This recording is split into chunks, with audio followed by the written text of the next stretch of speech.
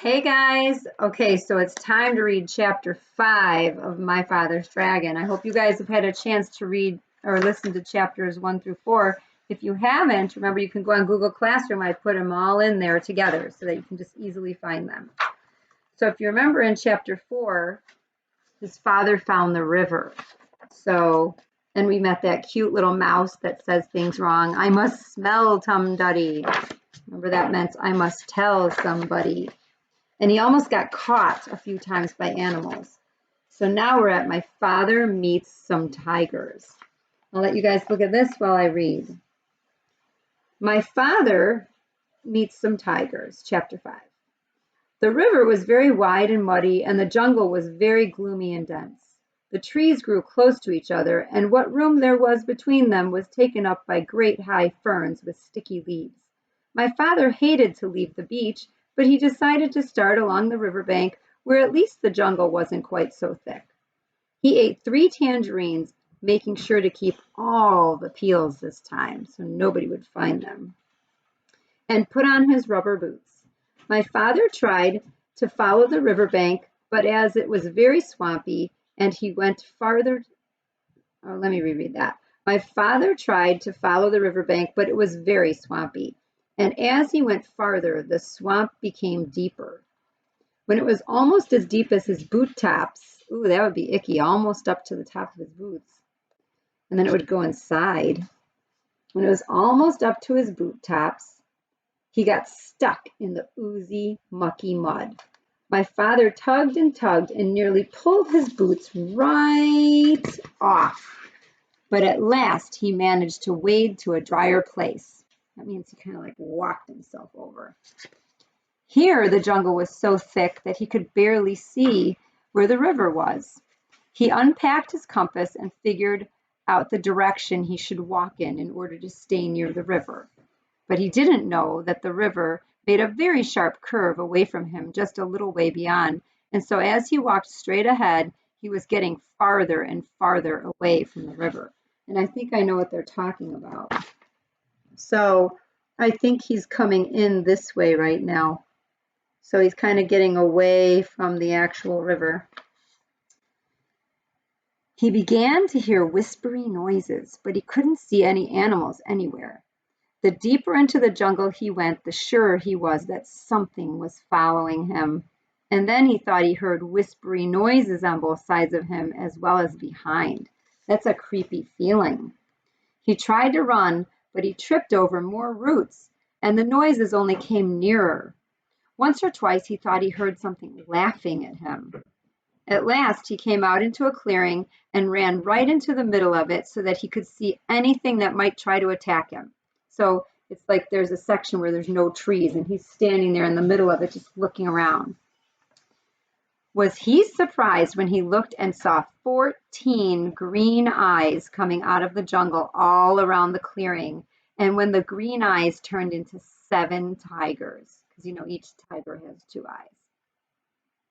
The tigers walked around him in a big circle, looking hungrier all the time, and then they sat down and began to talk.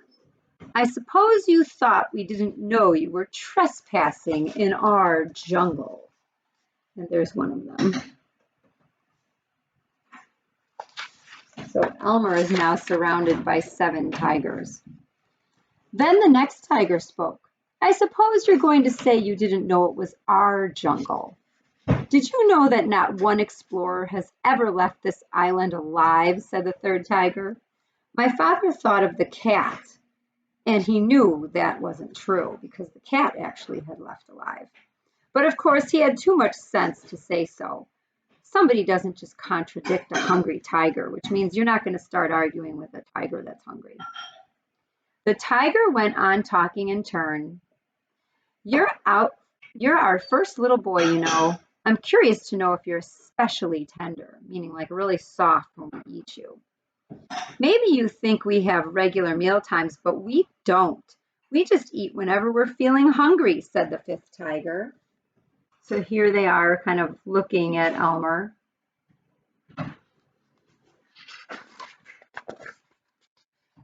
And we're very hungry right now. In fact, I can hardly wait, said the sixth tiger.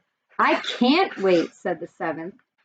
And then all the tigers said together in a loud roar, let's begin right now.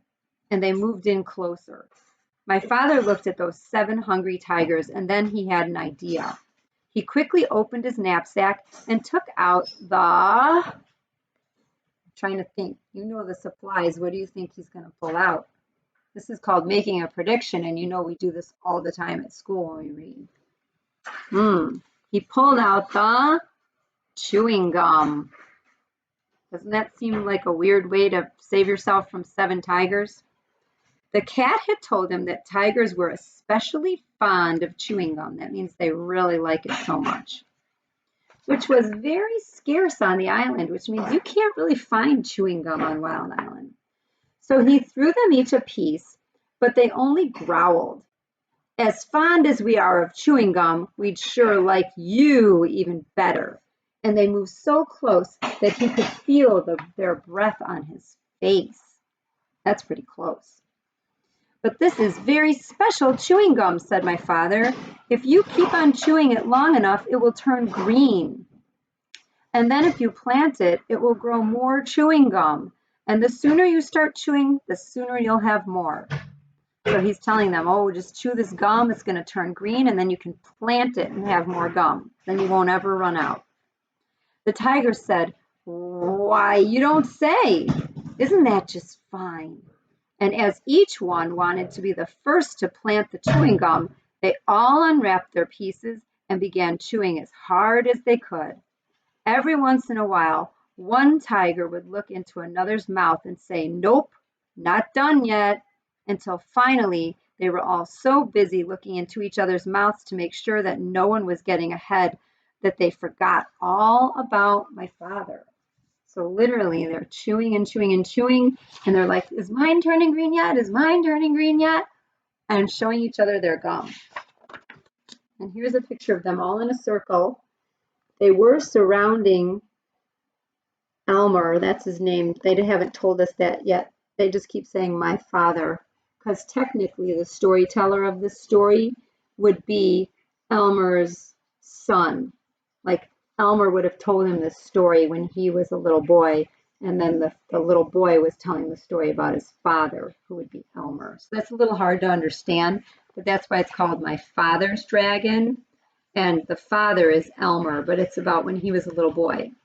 So it'd be like if your dad rescued a dragon when he was a little boy, and now you're telling somebody the story about when your dad rescued a dragon when he was a little boy. Okay? So he got these tigers so thinking that they were going to get gum trees that they forgot all about him. And he got away. So now the next chapter, chapter 6, is going to be called My Father Meets a Rhinoceros. You guys will have to listen in on that one next time. Each chapter is going to be exciting like this, where he meets different animals and has to get away from them from now on. So I hope you liked chapter 5, and I will see you next time for more My Father's Dragon.